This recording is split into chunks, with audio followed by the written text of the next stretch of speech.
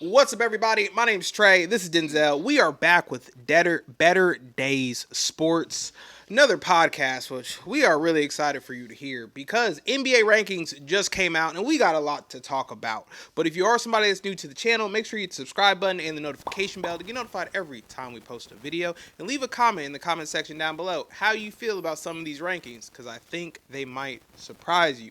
But number one, kicking it off, the Cleveland Cavaliers.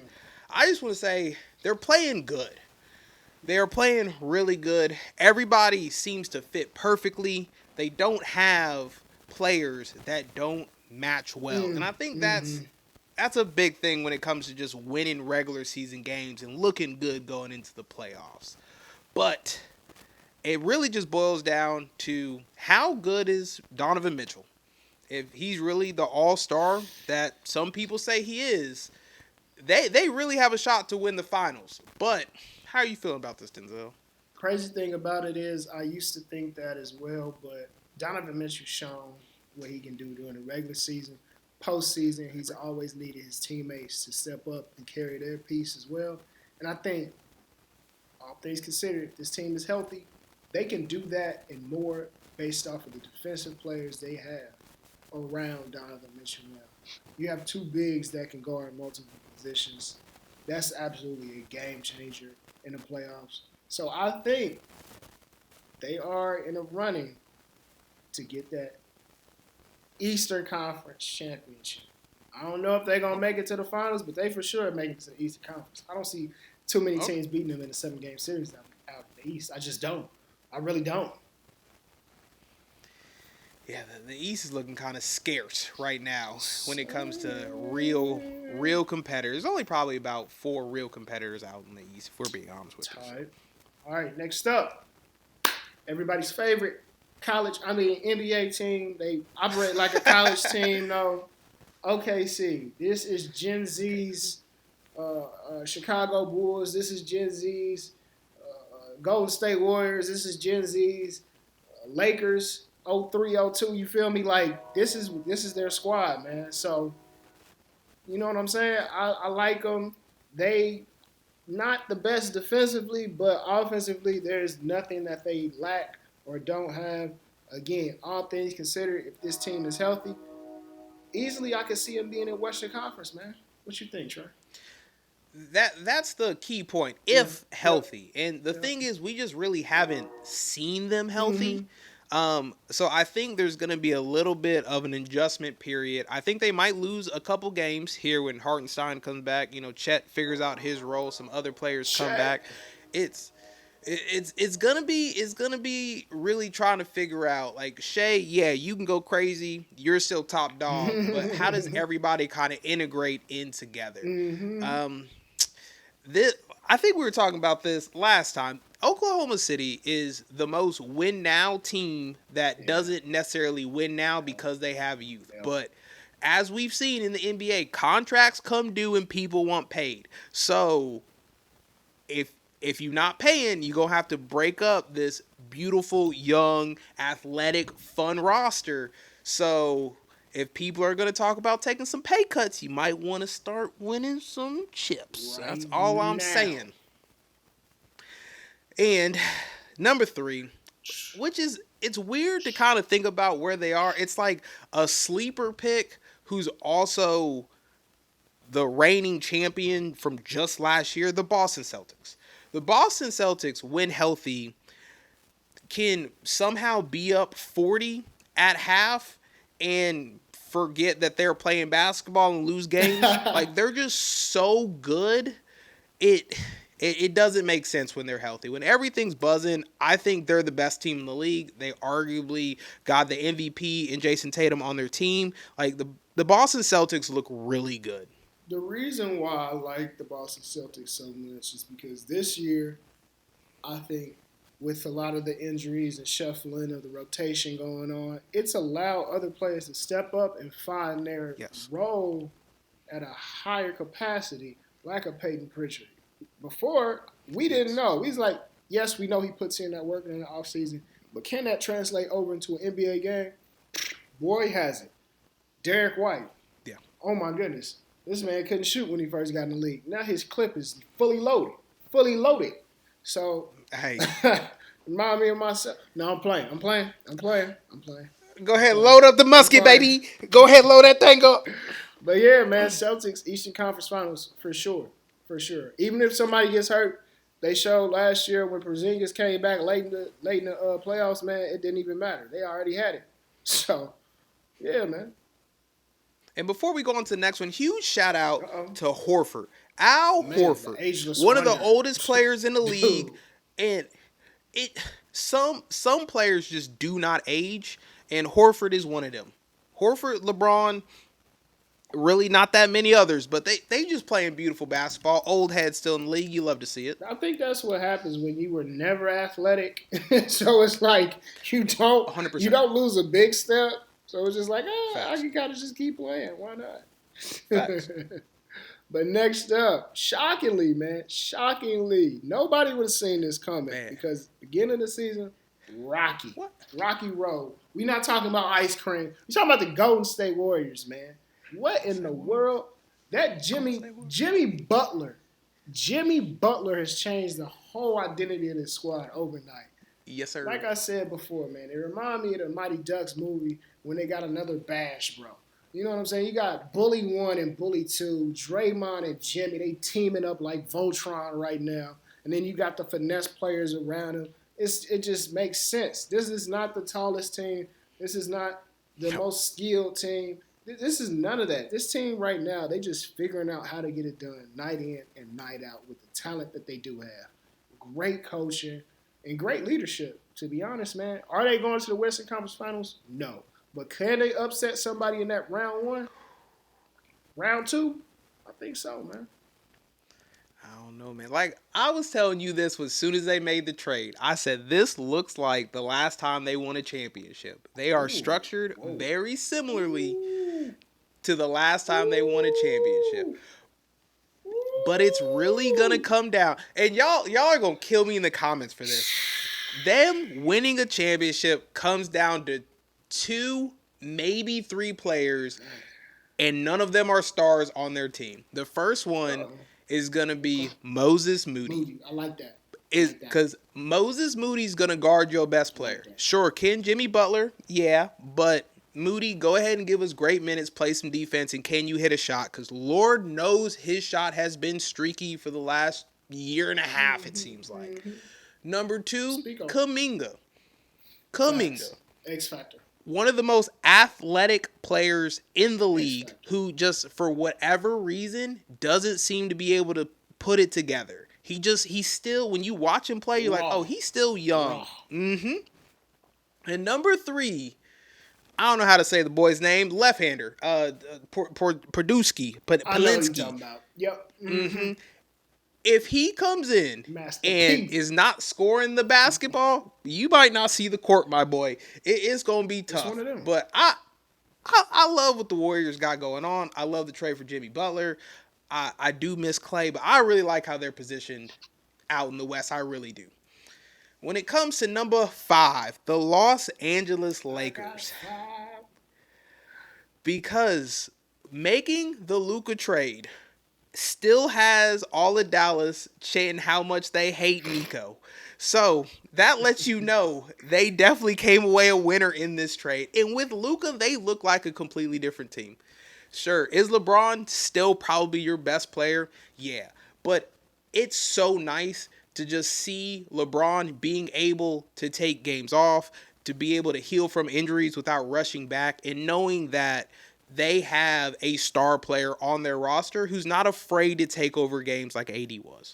Like, I love where they're positioned. We'll see what they look like if they're healthy. I feel like they could give some teams a scare. And if they can get through their first round matchup, which might be kind of difficult depending on where they fall, they might really have a shot to go to the Western Conference Finals. Okay. I don't think all that. I think it's a stretch. However, I definitely think they scare some teams first round, second round for sure, because of the addition to Luka.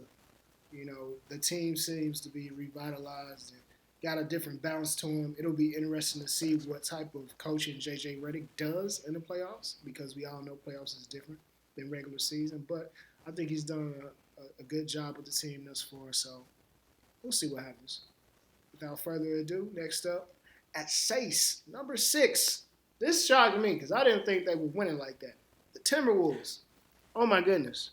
This team right here, again, very surprising to me. Another one that early on in the season, it was looking kind of shaky, but hey, 8-0. Excuse me, 8-0 this month. Kind of crazy how that worked. You got young talent. You got some older talent. You talk about win now.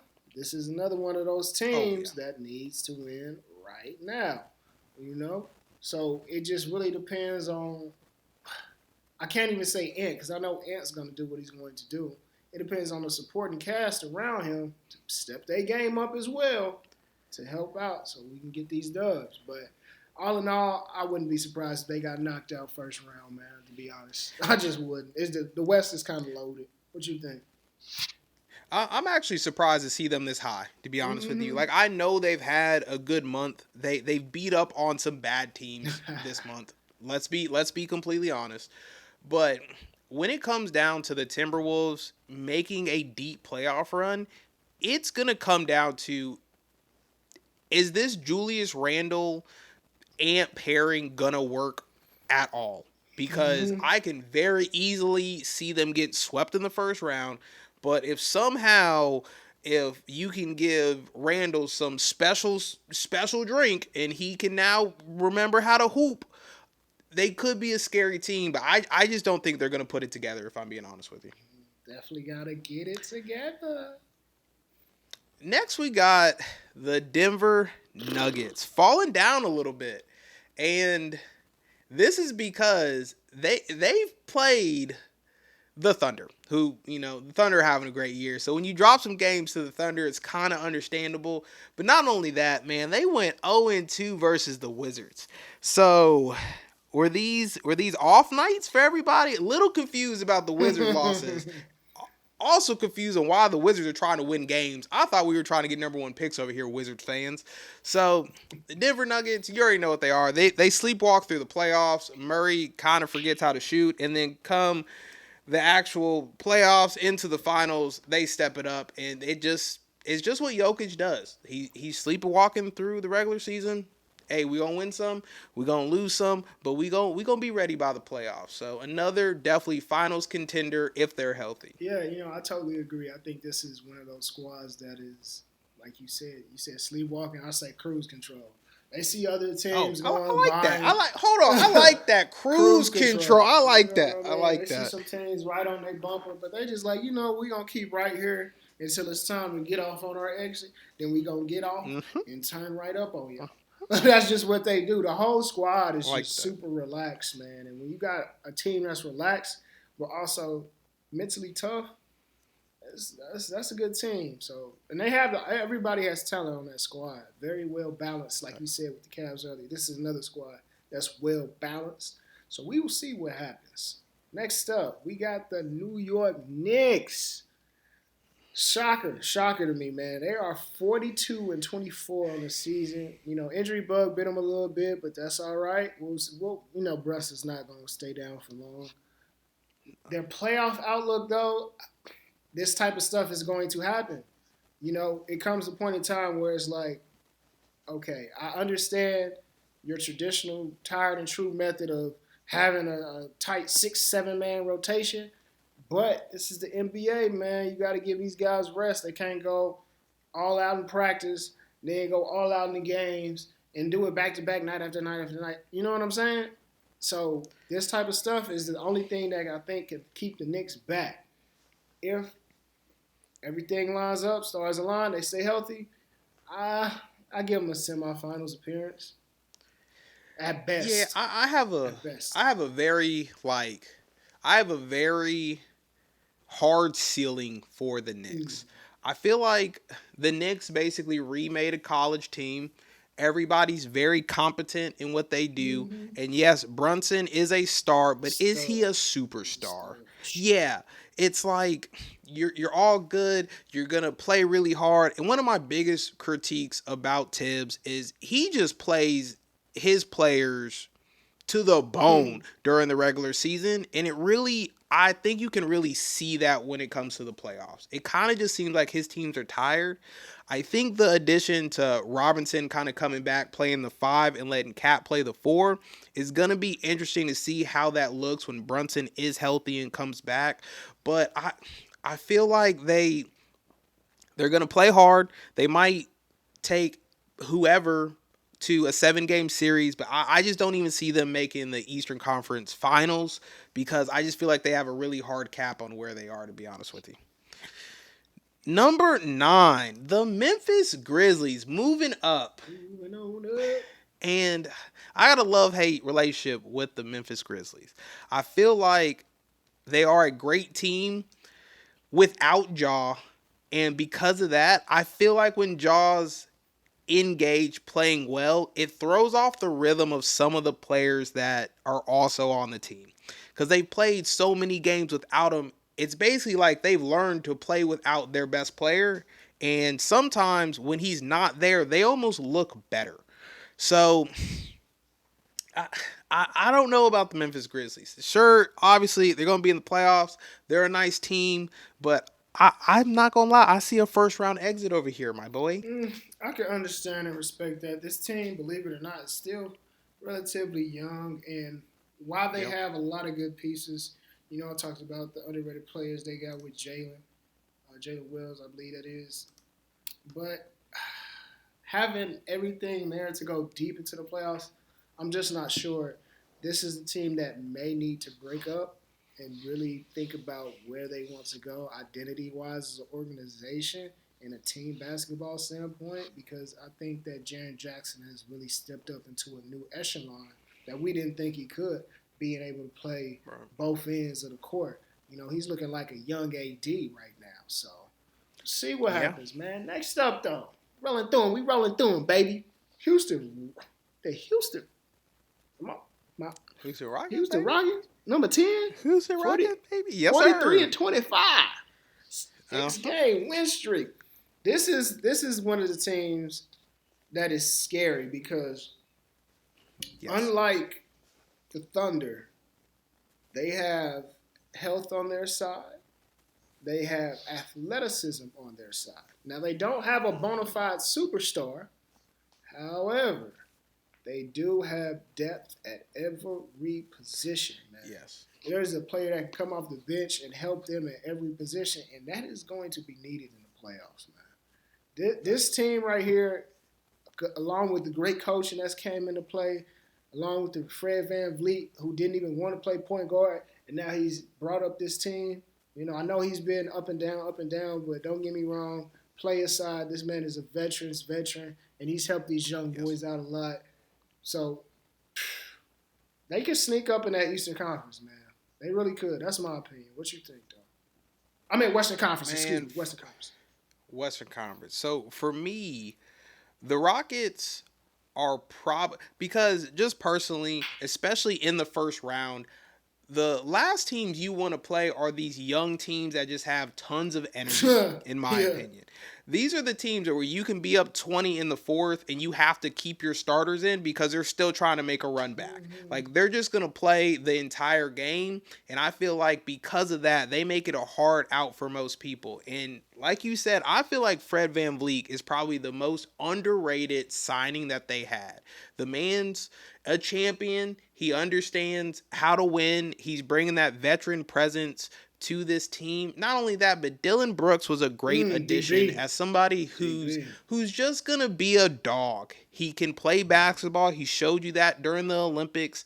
And when this team is cooking, they're scary because they got a lot of dudes on their team where you look and at any point in time, they can give you 20 plus a night.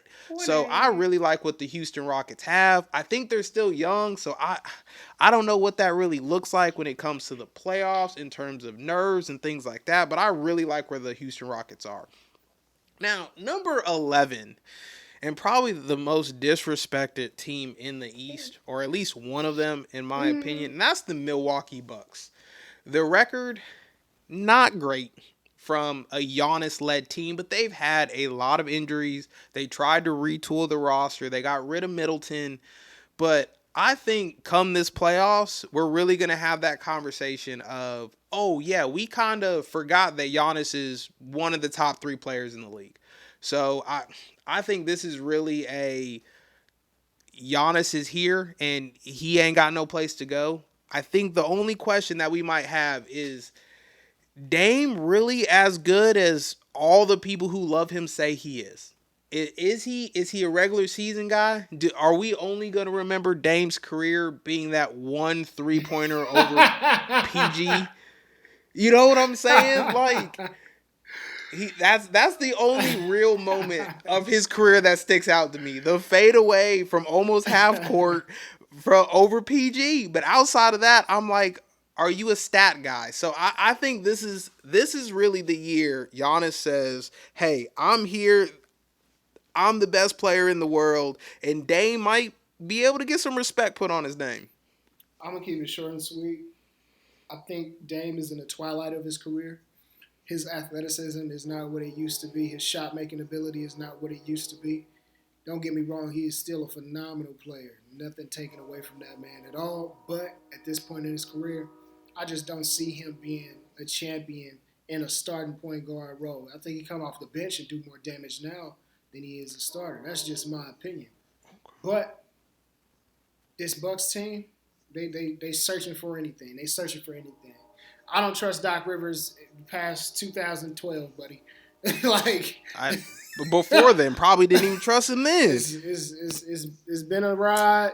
Giannis might be out of Milwaukee this summer. That's a different conversation for a different day, though. Number 12, the Clippers. First of all, 11 on down isn't doing any type of damage in the playoffs. We just run it through them. The Clippers. You say that. Man, ain't nobody worried about the Clippers. Look here. I feel different. Look here, though. I feel different. The Clippers are at a positive win percentage right now on the year, 38 out of 30. We'll take that. It's just like I get it, they win it, but again, it's nothing major. If you're a big Clippers fan, cool, but it's nothing major to me. I have not much to say. What do you got, Trey? I just don't have much to say on this team. Look, the Clippers, I feel like on paper are one of the most like the weirdest constructed rosters in the league. At this point in time, there's no way where I was like, yeah, Harden can still be your best player and take you to the playoffs. Like Harden is playing out of his mind. Powell is playing amazing. They were talking about he should have been an all-star. And probably the biggest sleeper on their team is Zubac. Zubac is having a great season. But for Clippers fans, or really for the Clippers organization in total, I see the vision. Can we get to the playoffs and can Kawhi somehow get healthy? Because when Kawhi plays, he has glimpses where I'm like, oh, can he make another Toronto run? Does he have one more run in him? Can he get you a ring if everything falls into place? Look, I'm a big Kawhi fan. If Kawhi's healthy and wants to play, which that's a different conversation in itself, the Clippers are dangerous. But it all comes down to is Kawhi's knee working? So yeah. Next up, we have the Indiana Pacers. Look, the Pacers have been at the same spot, I feel like, for the last 10 years. The Pacers are a very good team, and that's about it. They're very good. They're a good team. They're not going to wow you in how they play. They don't really have a superstar. I mean, you try to say Halliburton is that, but I don't see it. They need to figure out what they want to do as a Pacers organization. Are we blowing this up and are we trying to rebuild, or can we add one real superstar piece to our team to make us competitors? Because I just don't look at them as competitors, but they're a good team. They're good. Man, You said it best. The Pacers are who they are. This is a blue collar, middle America team that is just content with being good enough. I got something for you. As you said that, the Pacers remind me of the saying, if it's not broke, don't fix it. And that's just the pace. The Pacers need that on a shirt. If it's not broke, don't fix it. That's the Pacers They will right there. give you entertaining basketball. They have some really, like I said, some really good players, especially at the Really good players. guard play they got at the Indiana Pacers just, I think, great. You got Nemhard, you got Neesmith, so on and so on, man. Some really good guys there, but yeah, I don't see them doing anything major. Next up, this team right here to me is going to be what the Pacers could have been. When looking in the future, Pacers fans are gonna be like, "Wow, that could have been us." Pistons, woo, 37-31. Now I know that record don't sound like a lot, but listen here, man. The Pistons haven't had this vibe, this bounce to them since I was a kid, to be honest with you, man. Facts. They have tried so many different stars and rotations and lineups and stars in the twilight of their career. They got the right crop of guys that are young, Yep. that are hungry, that don't mind playing a role. The coaching is doing well. This team right now probably not doing damage in the playoffs, but next 2 to 3 years, think that finger might get a little heavy. Think that finger might get a little heavy, man. Yeah. I'm telling you. What? Go ahead. What I see with the Pistons is you're making the steps in the right direction. Mm-hmm. Like this is what finding your stars in the draft. They found Cade, they drafted Thompson, they weren't afraid to spend money in free agency. They bought in Tobias Harris. Like they built a competent team around their future star. They weren't going to say, hey, here's our superstar. Will us to be good. Like, we're going to give you pieces. These might not be the pieces you're going to win a championship with, but these will be pieces that'll teach you how to win games. I like what the Pistons are doing a lot. They're not competitors. They're not going to win anything this year. But here in the next few years, we might have a real conversation with Cade might be one of the best players in the league. He got a great supporting cast. Oh, is his coach going to be up for Coach of the Year? The Pistons are on the right track, and I love to see it. But this number 15 team, the Sacramento Kings, I don't know what they're doing. I don't understand what the Kings are doing at all. You trade your best player to the Spurs. You basically say, hey, the Bulls are awful. Let's take their two main pieces and try to build around them over here. I don't understand the Kings. The Kings organization they just don't watch basketball. You're like, oh, DeMar, Levine, Sabonis. Oh, on paper, we're amazing. When you look at the game, like y'all can't guard anybody. I don't know what the Kings are doing. It's time to blow it up, but because everybody's on enormous contracts, I don't even know what that looks like. The Kings are very confusing to me. Yeah. Again, I don't know what they're doing with the roster. It's almost like they're trying to get the team to move out to another location at this point. To another location. Like, they don't care about the squad. Like, this team was a threat. We remember the Light the Beam that was going. This team was a legit threat at one point. And they just, So, yeah. I ain't even got to waste my breath on that. Next up, Atlanta Hawks, excuse me. This team is at a real fork in the road. Yes. I don't know how long Trae Young has been in the league, but he's a vet. He's a vet by now, a legitimate vet. And he's not Steph Curry. Let's just get that out there in the forefront. That's who we compared him to. He's a little bit shorter. Steph is legit 6'4", 6'3". This man is legit 6 foot 6'1". It's a big difference. With shoes on. Big difference in the NBA. Yeah. All right? Facts. Not only that, but he's not the shooter that we thought he could be. This man is mid to low 30s. Mid to low 30s in the NBA. Again, He's fantastic, superseded my expectations. Phenomenal ball handler, can play make, can hit some big clutch shots for you. Really gets the city behind him, got a lot of swag to his game. I dig him. Is he the star guy, the marquee guy? No. And I think other players, whether it be Daniels, whether it be somebody else on the squad, I think you start to look at them and build around them players similar to what they did up in Detroit, because you've tried it. All right, you've tried with Trae Young. You've gotten so many different pieces around him, and it just hasn't led to consistent success. I'm sorry. What you think? Um, I feel like with the Hawks Trey, specifically, you there? they kind of Oh, there told you you go. the direction that they're going when they traded Hunter to the Cavs. When you arguably trade your best defender and your second, third best player to a legit contender, that you're looking at blowing Crazy, it up. right? Um, and I think we might also have a Like, conversation. Was this last draft class, like the top five picks, mm-hmm. arguably one of the worst top like five picks, because their number one pick in Ricochet has given you almost nothing. So I don't know where you're going with the Hawks. I feel like you can still get an absolute haul for Trae Young, but I don't feel like they really have a direction in terms of who they're going to build around for the future. And if it is Trae, they've tried so many different lineups around him, and it just nothing seems to work. Don't get me wrong, they had that little run, what was it, a year ago, 2 years ago, but I they're not at a great place. Now, number 17, Orlando Magic. Up a little bit.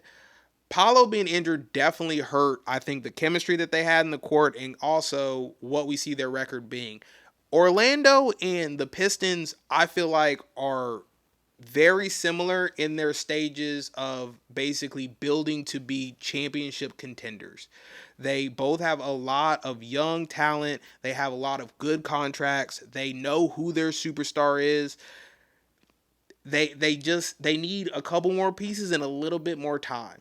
Next couple years, Orlando Magic and the Pistons, I feel like are going to be neck and neck, and you might even hear some Paulo and Cade debates start rumbling around the internet. But I'm high on them. I like their future. I like the steps that they're taking.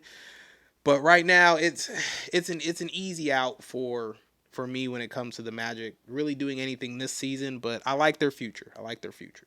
I'm a huge Magic fan, so I'll keep it short and sweet. The moves that were made the previous offseason didn't make sense. The moves that weren't made at trade deadline didn't make sense. This team just wasted an entire year. Why? I don't know. P5 is going to do what P5 do. Wagner's going to do what Wagner's going to do. Wagner. Both of them brothers can stay. Everybody else at this point, bro, if y'all really want to be a contender and win now and use your talent while they're still young, blow it up. Otherwise, man, just keep doing what y'all doing. Y'all continue to be this middle of the road team that's known to be a good defensive team sometimes. I know Suggs got hurt. I know there's been up and down injuries throughout the roster, but it doesn't matter, man. You have to put your foot down as an organization and be like, all right, we have something special here at P5 and Wagner, Franz. You gotta do something with that. Any other organization is looking at the chops to get players like that. Oh yeah. On to the next one. The Suns, my goodness. KD, love KD, one of the greatest players, probably the most skilled basketball player of all time. There's nothing that he can't do at 7 feet tall. It's ridiculous. True. Bradley Beal, one of the perennial all-stars and scorers of our generation. Same thing with Devin Booker. The problem is they pretty much the same exact player. Don't know why this team was ever brought together, to be honest, but I tried to hear them out, see what they could do. This is what happens when you spend a lot of your money on just 3 guys and the rest of the roster is like, you know what I mean? Doesn't balance out these 3 guys very well. You need a lot of defensive guys. You need a lot of guys that don't mind the ball not being in their hands. And a lot of guys that have a high level confidence and being role players, and they just don't have that right now. Bo is doing his thing right now, I guess, here and there, which is cool. But yeah, what is this? This team is another flop, man.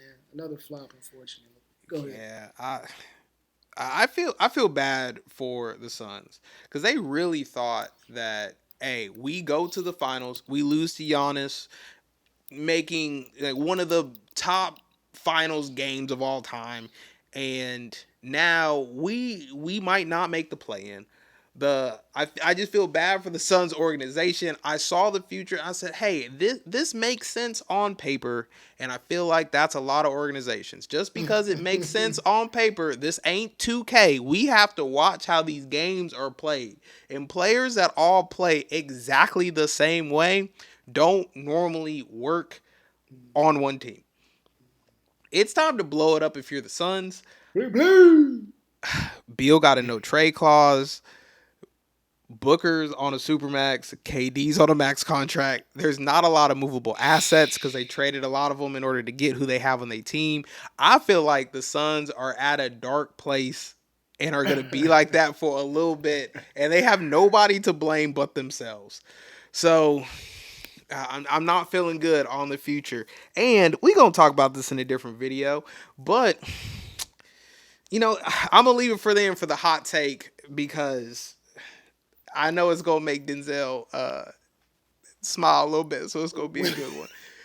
Next up, we have the Portland Trailblazers. And for this team, I'm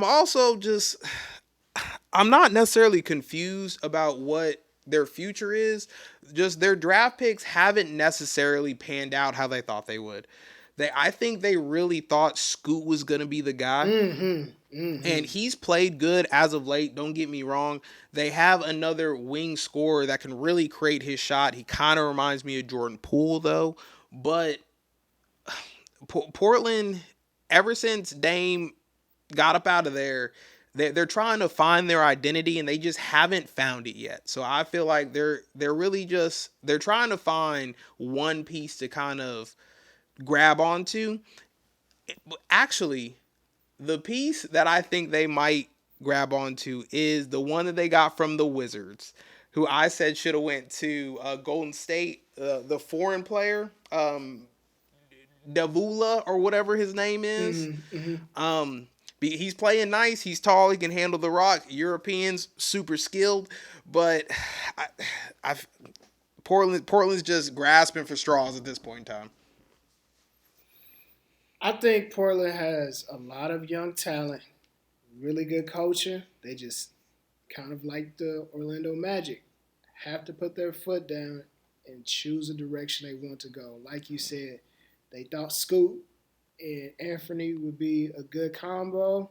Anthony's taking off in a good direction. Scoot is kind of doing his thing, but it's taking a little long, and he's just very streaky.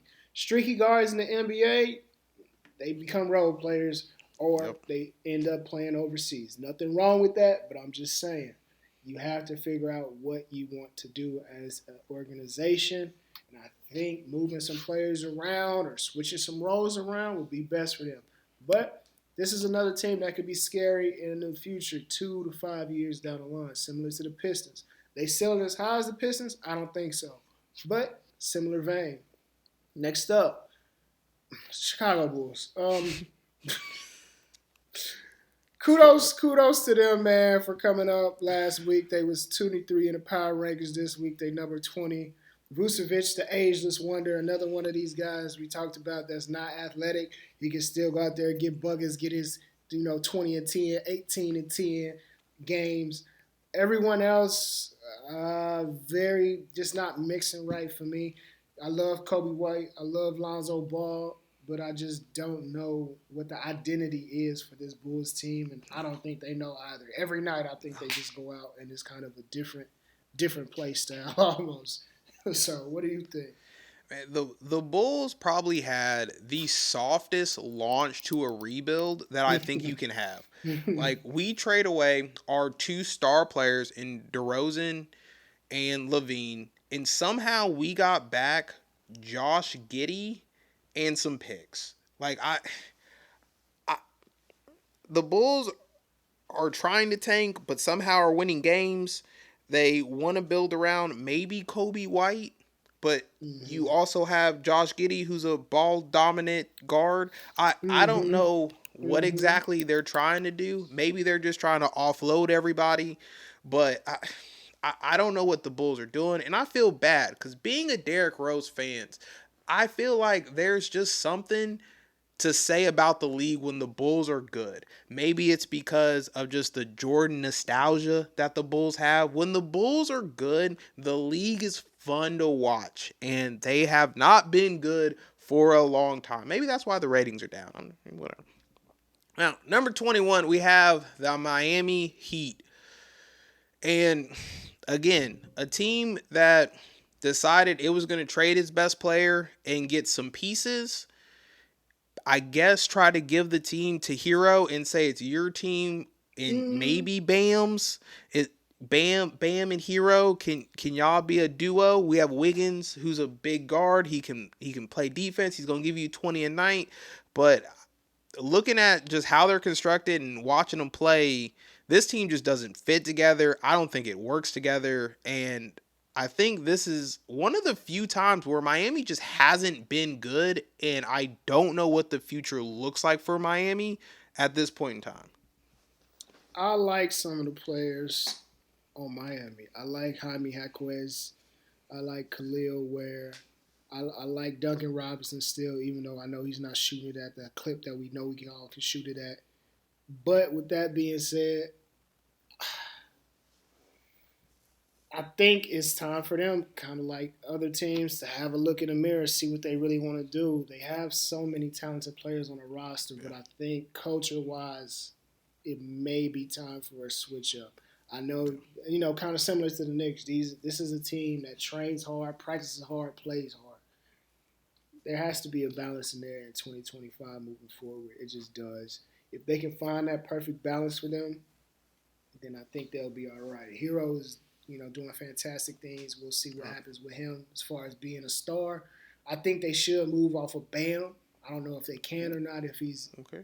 restricted or not, but Bam is good. But I think he's in the way of Jaime, and Jaime's younger, so I'm moving with Jaime on that one, man. Okay. That's just me. That's just me, man. He's not that much younger, but he's a little bit younger, and I think we've seen Bam ceiling already. So moving on, Toronto Raptors, number 22, man. This is a squad that kind of similar to a lot of these squads right now. I don't really know what their identity is, but I think they have a young core that they can build around. Is just getting the right coaching in place to bring it out of them, Right. getting Scotty Barnes to go to that next level, getting Grady Dick to go to that next level, getting Ingram to finally look like he wants to play basketball outside of just shooting middies for Yeah. highlight reels. Yeah. What do you think, Trey? Man, Ingram either has the worst sprained ankle of all time, or my boy just kind of packed it up and he was like, you know what? I'm going to get healthy. I'm going to go into next season. Mm, But the thing that I appreciate about the Raptors is they planted their flag. They said, hey, we have a whole bunch of really good role players. We need a legit scorer who can put, points on the scoreboard, and that's what Ingram is. Ingram is a legit scorer. He's surrounded by a lot of length, a lot of young players who are going to play hard and play defense, and they're basically just saying we have the cast to be a very competent team if Ingram wants to play basketball. So I'm actually really excited to see them healthy next year and see how Ingram fits into this lineup. I'm actually really bullish on the Raptors. That's like one of my teams I'm really looking forward to watching next year. Now, at 23, the San Antonio Spurs. I feel like the Spurs have been playing chess for the last 2 years and somehow are going to end up with the number one and the number two overall picks with this upcoming draft since they shut down Wemby. I don't know how they pulled off just this amount of ridiculousness, shutting down players, throwing games, tanking on purpose. I said it. But the Spurs know what they need, and that was a overhaul for their entire roster. And they decided they're not doing that by spending money. It's going to be through the draft and now with Fox. Like they have a clear path to being like really good and really good for the future because of the draft picks they have and the picks that they're probably going to have in this upcoming draft. And but it really falls to Wemby. Is Wemby as good as everybody makes him out to be? Because I see him more of a Porzingis type player. I don't know if he's going Mm-hmm. to be a Mm-hmm. franchise changer. That's kind of why Mm-hmm. you got Fox, in my opinion. But I, I think they could have some amazing picks this year, and their team could be set. One thing I will say is like the Chris Paul is like an earthquake to franchises, man. Facts. After he leaves the franchise, those guys, you know, they get better. Whether it be they keep the same players and move on from CP, or they just blow up the team and keep some players. You know, Shea used to be under there with Yep. CP, and look what Shea's doing now, man. I think CP has done great things. I know Wayne Collum doesn't say that, but I think he's done great things there for the Spurs organization. And you know, him being a true veteran is the silver lining right now, of course, with them also having two star players that they're just like, you know what? Yep. Wemby's got a legitimate injury. Fox was one that they just told to sit out pretty much. Don't even worry about coming back. Yep. So we'll see what they do next year, man. Speaking of next year, oh my goodness, number 24, bro. It's getting tiring. The Dallas Mavericks. I don't know, bro. Like they can't sign anybody until the last No. week of the season. No. The Mavs, I just don't know what. Like, this is another team that's like playing like they want to move the team. Like, Yeah. you have Brunson and Luca on the same squad. Oh, and they have Both. Porzingis. Mm-hmm. Porzingis too, and they just all let them go. Like, this is a 2K GM's worst nightmare, bro. Oh yeah. This Like, is you let your siblings play on your account, and now somehow LeBron plays for the Knicks, and it makes no sense the type of trades that went on. oh my goodness, bro. I feel for Kyrie, man. It's like he cannot Oh catch a break. yeah, man. I Oh my goodness.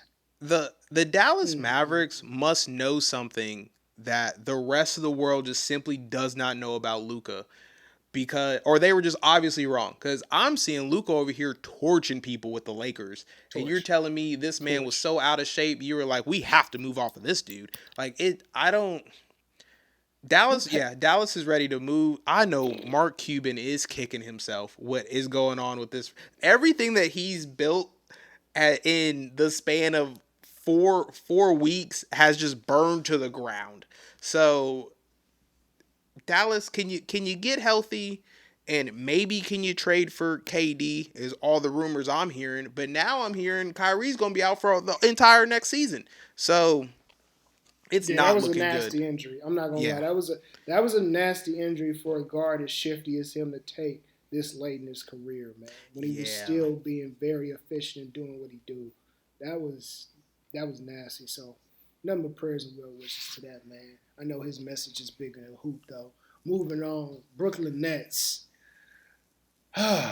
Cam Thomas, the silver lining on his team, done for the season, man. Bad hamstring. Jay Z, you got the Nets to Brooklyn. Like, That's about it. like this team, I don't know. They always make some ridiculous moves and do nothing with them. Kind of, you Yeah. know. I think their thing was very unfortunate timing that CV-19 happened, because I really do think that team could have done some amazing things had that situation not happened. But a cataclysmic event happened, and we here, man. What can you do?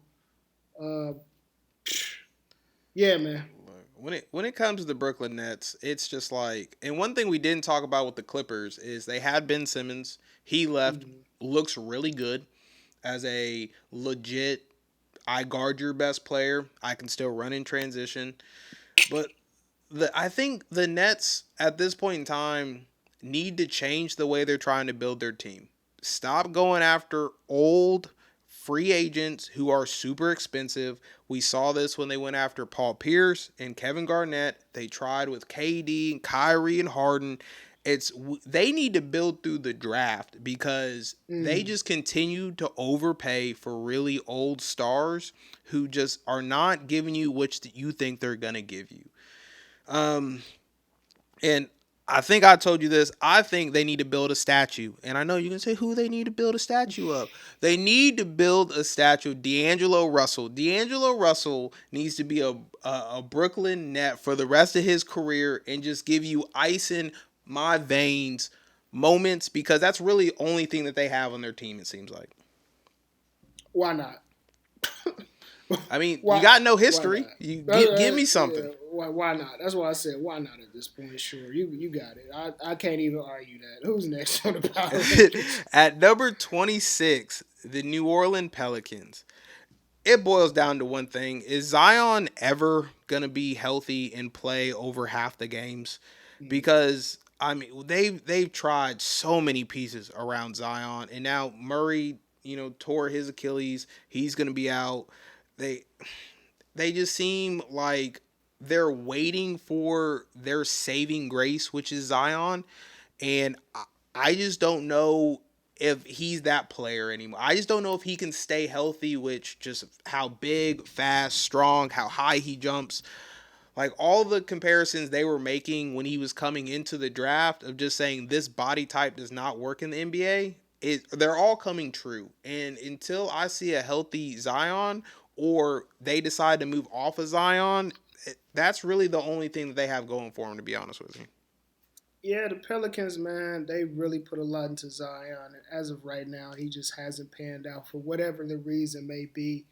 When he is healthy, though, he looks like a legitimate threat, a Yes. legitimate beast. But that's the problem, brother. Can Yes. you stay healthy? It's very unfortunate when you have superstar athletes like him because he is a superstar. I don't care what nobody says. He gets one good season under his belt, people are gonna be calling him the MVP type deal. You know what I'm saying? Yeah. So I think that with them, they at a cross. Again, they at a crossroads. What do we want to do? What do we want to do? Do we keep him and keep on going down this road, or do we hop off? Similar to our next team that we about to bring up at the 27th spot, Right. Trey's favorite team, man, the Sixers.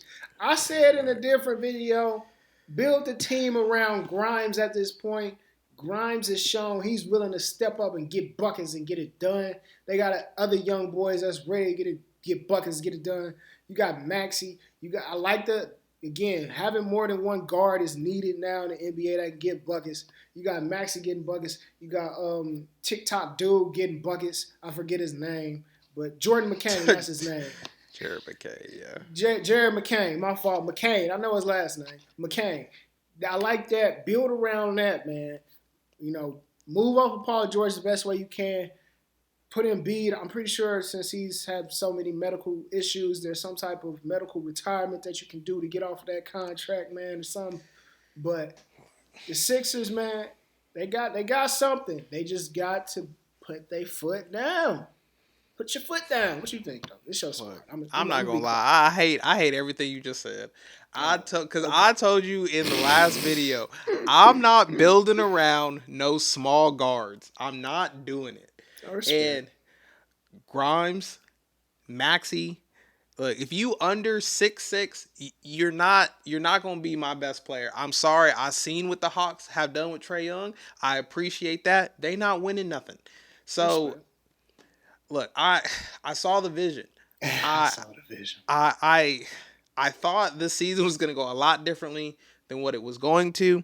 I don't know why I thought that though, because Embiid's injury prone, like the biggest injury prone player you've ever seen. But when this man plays, even with its half a face, when it's with a knee brace, his knees out of socket, it don't matter. As long as he's on the court, he's probably the best player out there. So Embiid, can you just do me a favor, get in shape and get healthy this offseason, and maybe we can run this back. And Paul George, if you not giving us anything on the court, stop making podcasts, because I hate to see you on podcasts, but you're not helping my team win.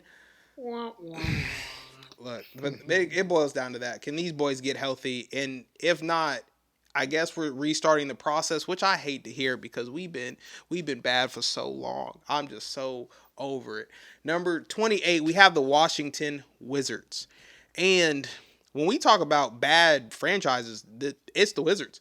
I like look, you apparently the Wizards are kind of just at the point where they have pieces, but when those pieces are with the Wizards, they're terrible. If those pieces go anywhere else, they are really good fits and really good role players. So the Wizards they just don't know how to win, and I don't know if that's going to change in the foreseeable future. Yeah, the Wizards haven't ever been a winning franchise since I've been on this earth, man. They've had their ups and downs here and there. If you couldn't get it done with Brad Beal and John Wall, two some of the most dynamic guards we've seen in our generation, I don't know how you'll get it done now. Jordan Poole is a monster. I really like his game. I think again though, he like similar to what you said, he's not a guy you can build around. He's best as a piece to the puzzle, you know, kind of like he played early in his career. Great shot creation though, great shot making. I really think this has made him grow up a lot more now since he's kind of the vet on the team, especially being somebody that's won a ring and done so much in the league already. So we'll see what they do, man. I think they still have a lot of young guys, and with so many young guys on that squad, it takes great player development. This hasn't been an organization known for great player development, Nope. you know, in a long time. So, eh, eh, eh. Which brings us to the final two. Man, the Charlotte Hornets. Charlotte Hornets. I love LaMelo Ball, one of the most fantastic NBA players I've ever seen play the game. He plays like he's still playing AAU basketball. Yes. We don't know how, but he gets it done. Kind of similar to Zion. You know, they both around the same age, the same class, whatever. Can y'all stay healthy a full season or at least 3/4 of the season? You know, these are two guys who can legitimately be the face of the league because they have that star power. They have that umph about them. But health is a big thing that's keeping them back and keeping their franchises back as well because their hands are tied because of the talent that they have. Yes. And it's tough because you keep trying to move pieces and bring guys in, and it's just not clicking. So It's on them. It's on them, man. We'll see what happens. What do you think? Now, when it comes to the Hornets, Mm-hmm. two things. Does this just span of the Hornets just not being a competent organization affect Jordan's legacy? And the reason why I say that is because, and it's gonna be a little bit, but go ahead and mark it here. Timestamp this video. I said it. Yes, I did. When LeBron finishes playing and he's a GM of the league, whatever team he takes, they not gonna be as bad as the Hornets. I can guarantee you that.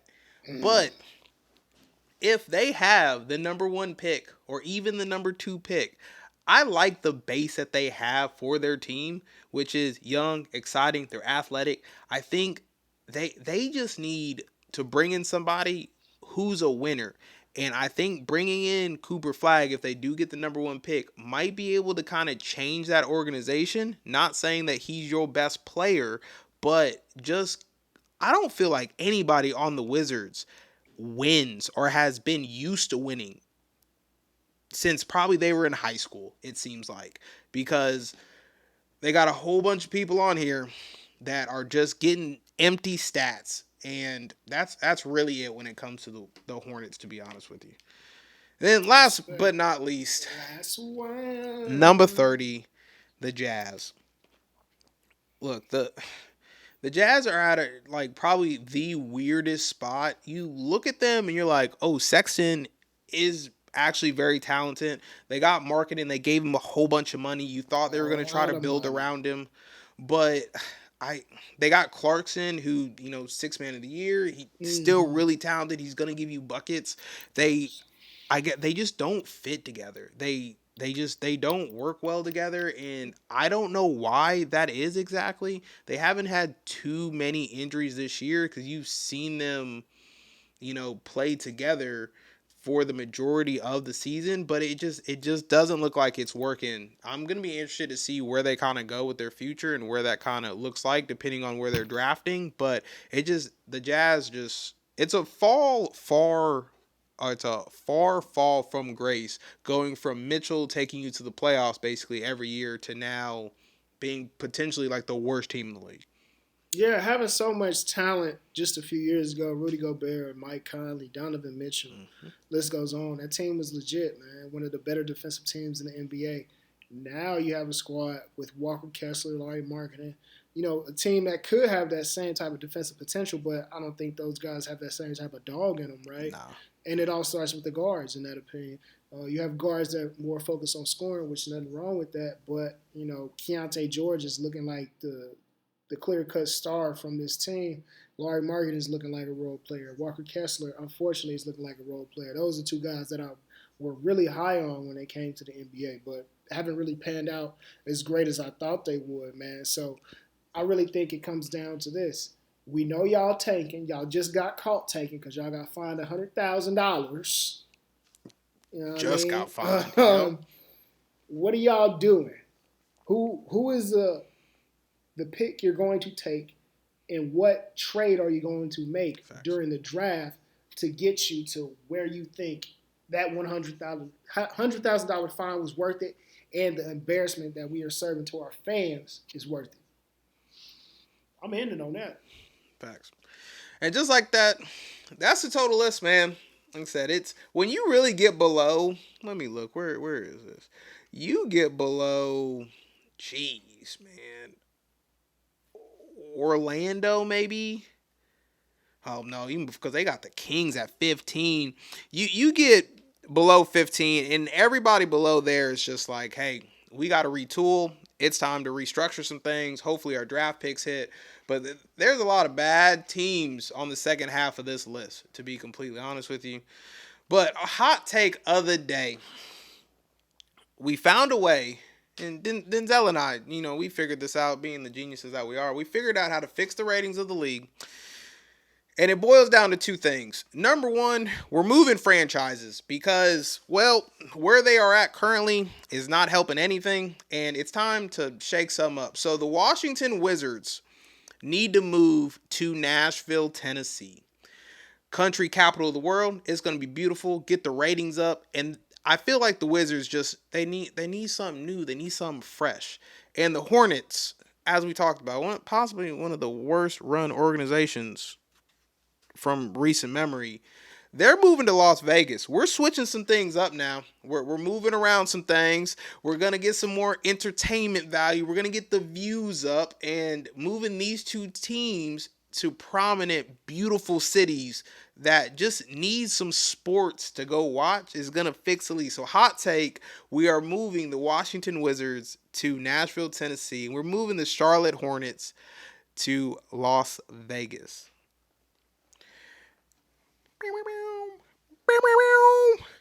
But really appreciate you for listening to the podcast this time around. My name's Trey. This is Denzel. If you are new to the channel, make sure you hit the subscribe button and the notification bell, and leave a comment in the comment section down below and tell us how amazing we are for fixing the league and the views, because they're obviously having an issue. And just like that, we will see you in the next one. Peace.